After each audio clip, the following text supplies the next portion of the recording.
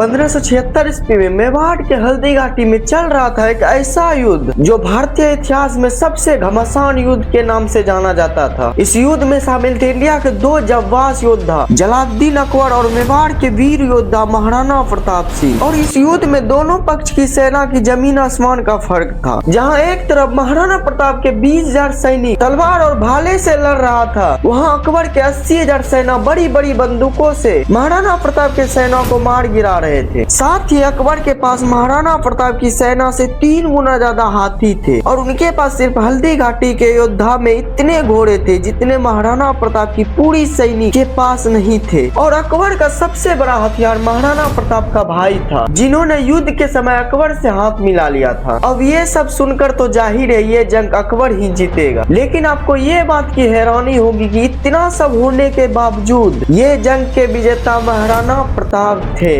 और ये कहानी सच होने के बावजूद हिस्ट्री टेक्स्ट बुक के हिसाब से, क्योंकि उनका कहना है कि महाराणा प्रताप रणभूमि छोड़कर भाग गए थे और इस युद्ध में जीता था अकबर। आखिर ये निगेटिव कहां से आया और क्यों इसे इतना प्रोपेट किया गया?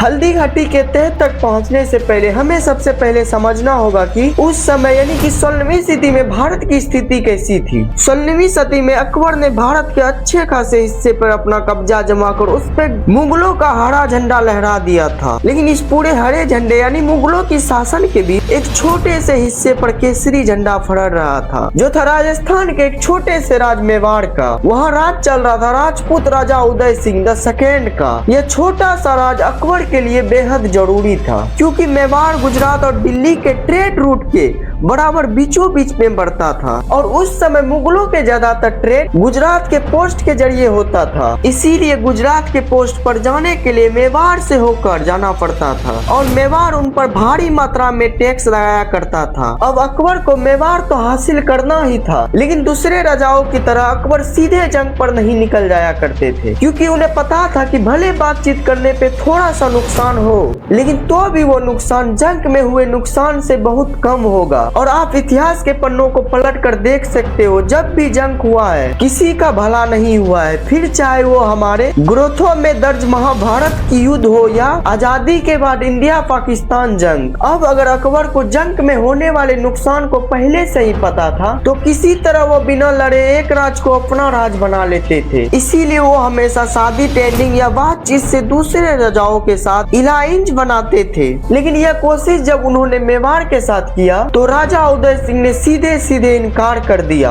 जिसके बाद 1568 ईस्वी में अकबर ने मेवाड़ की तब की राजधानी चित्तौड़ पर अचानक से हमला बोल दिया। इस खूनी हत्याकांड में करीब 40,000 लोगों ने अपनी जान गंवा दी, जिस गिनती में सिर्फ सैनिक ही नहीं बल्कि चित्तौड़ के कई बेकसूर लोग और औरतें थी जो हर किया था वह भी शामिल थे। किसी तरह इस हमले से अनजान राजा उदय सिंह और उनके परिवार को उनके सैनिक और उनके मंत्रियों ने सही सलामत उदयपुर पहुंचाया, जो बाद में मेवाड़ की राजधानी बन गई थी। लेकिन इस पूरे हादसे में एक छोटे युवराज प्रताप के मन में एक हाफ गति आई, जो उदयपुर में आने के कुछ सालों बाद अपने पिता की मौत होने पर मेवाड़ के नए राजा बने। अब अकबर ने फिर एक बार राजा महाराणा प्रताप के साथ बातचीत करने की पहल की। उन्होंने अपने सबसे बेहतरीन राजनायक यानी कि डिप्लोमेट को भेजा था, लेकिन 8 राजनायक को भेजने के बाद भी महाराणा प्रताप ने हर बार बातचीत और समझौते के लिए इनकार कर दिया।